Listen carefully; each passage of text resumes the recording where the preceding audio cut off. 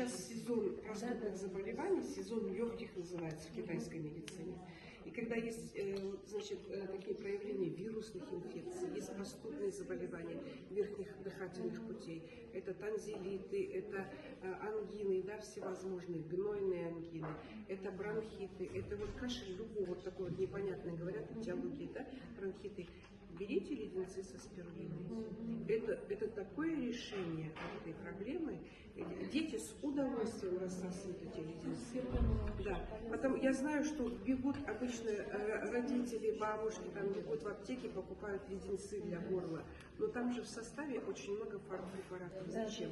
Когда есть прекрасное решение природное. Леденцы со спирулиной.